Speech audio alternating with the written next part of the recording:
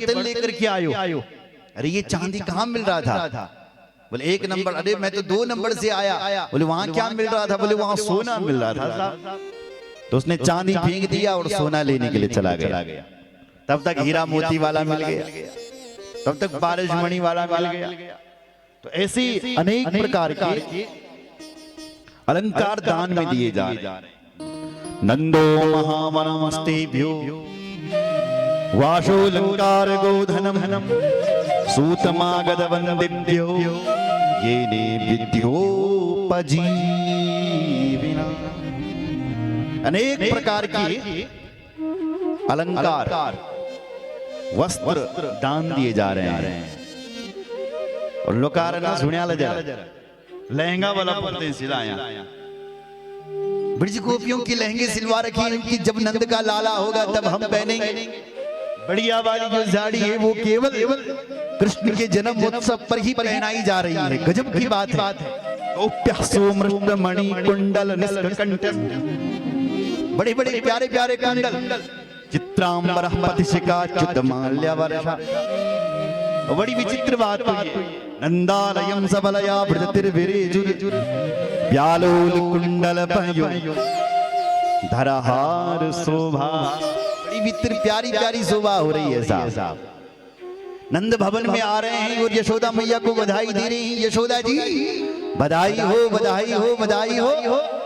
बुढ़ापा मां तेरे घर में लाला भाई तुम हम तो इन बधाई देने लगे। बधाई हो मैया, बधाई हो। लाला के पास जाकर के लाला के ऊपर हाथ रख रही है। कौन? गोपी। और आशीर्वाद दे रही है। ता आशीषा प्रयुंजानान चिरम पाहीति बालकी। तुम्हारा बालक चिरंजीवी रही। 100 वर्षों तक हम गोपी और बालों की रक्षा करता रहे। व्यचरत दिव्यवास सत्रकंठः भरडभूषिता। ऐसा प्यारा आशीर्वाद जय श्री राम भगवान को मिल रहा है। आज नंद भवन में सोना और चांदी बांटा जा रहा है साहब। हरे निवासात्म गुणे रमा क्रीडन भो नृपः। हरि के जन्म पर रमा यानी लक्ष्मी, क्रीडन यानी खेलना। ऐसा लग रहा है कि लक्ष्मी आज क्रीड़ा कर रही है, नाच रही है।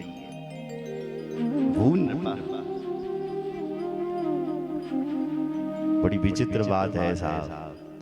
ऐसा लग रहा है कि जैसे लक्ष्मी जी ही धरती पर अपने नारायण का जन्मोत्सव मना रही है। सब कुछ दान में दिया जा रहा है। सब कोई नाच रहे थे, गा रहे थे। नंद बाबा को ध्यान आया, हे भाई ब्रजवासी सुना सुना सुना सुना जरा। सुनाओ महाराज। बोले मुझे कुछ ध्यान आ रहा है। बोले का ध्यान?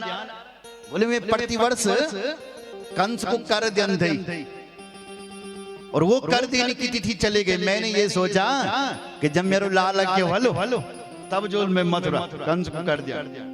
जब आप कोई बहुत बड़ा कार्य कर रहे हो तो जो छोटे छोटे कार्य हैं उनको सब कैंसिल कर देते हो। क्यों साहब? पहले वो वाला काम करेंगे जो मुख्य है और सब बाद में करेंगे।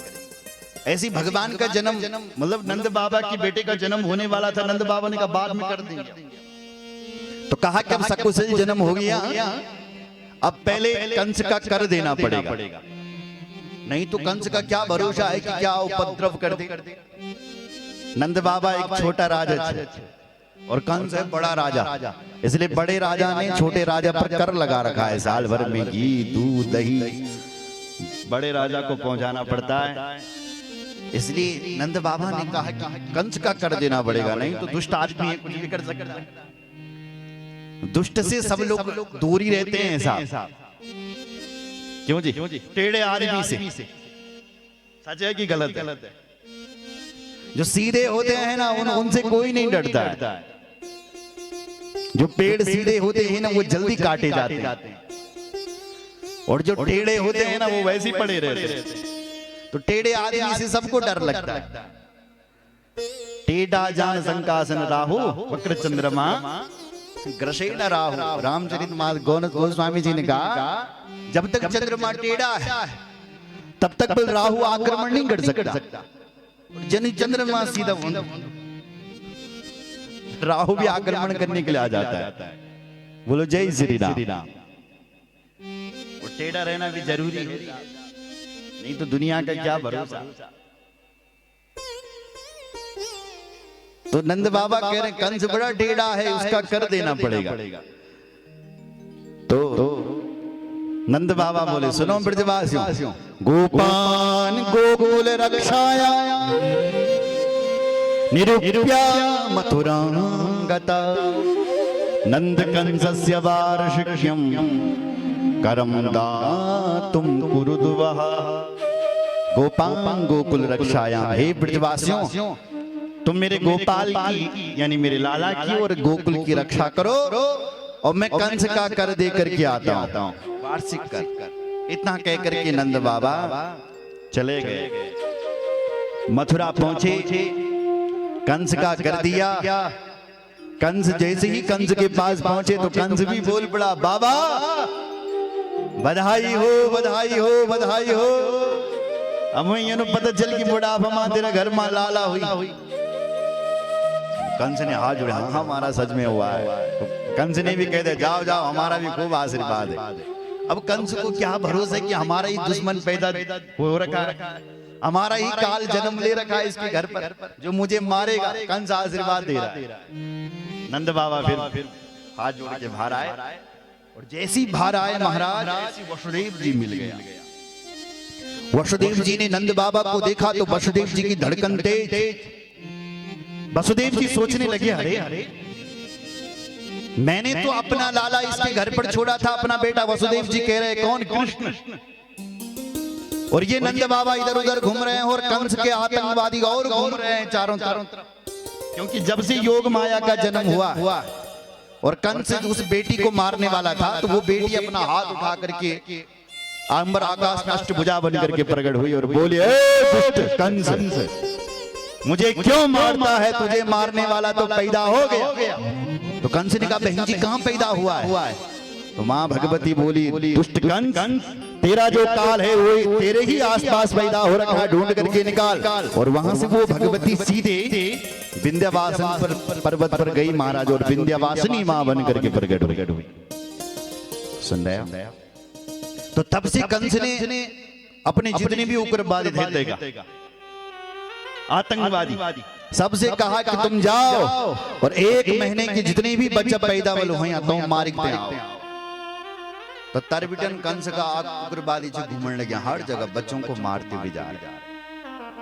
तो वसुदेव जी को चिंता हो रही कि कहीं मेरे लाला को कोई ना मारे इसके कंस के दूर। इसलिए नंद बाबा से को देखा तो धड़कन तेज हो गई। दूर से ही बोल पड़े, नंद बाबा राम राम। नंद बाबा भले ही तुम हमें ना बताओ, लेकिन हमें तुम्हारे बारे में सब पता चल गया है। कहाँ पता चला? बोले बुढ़ापे में तेरे घर में लाला हुआ। तुम कैसे हमारे मित्र हैं कि तुमने हमें नहीं बताया? नंद बाबा क्या बोले? मौन। नंद बाबा ने हाथ जोड़े, हे वसुदेव सचमुच आपकी कृपा से बुढ़ापे में एक लाला हुआ है।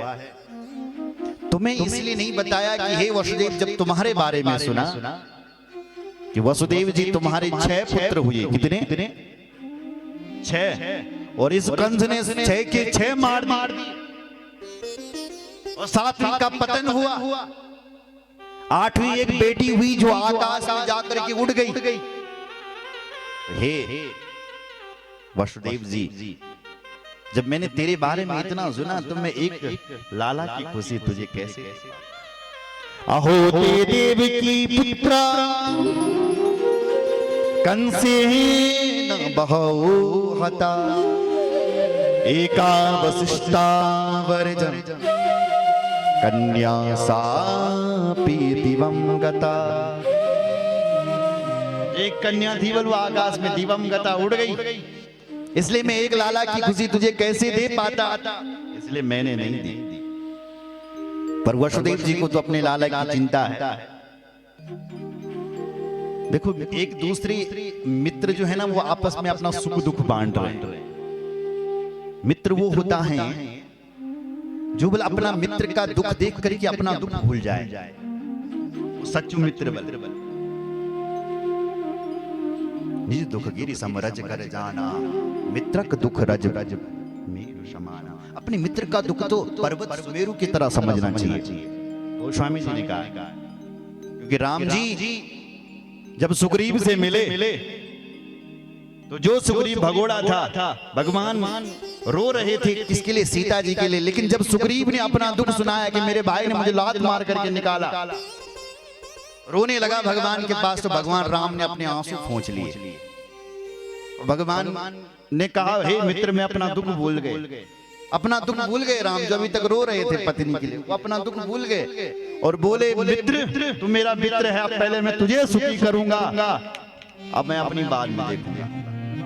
दुख सुना पहले मैं, और सबसे पहले भगवान राम ने सुग्रीव को सुखी किया, उसको पहले राजा बनाया, उसको उसका राज्य दिया।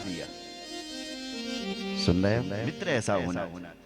अगर दुष्ट मित्र हो गया बोल तो सुख कभी ना मिलवा, कुमित्रेण सुखम कुतः।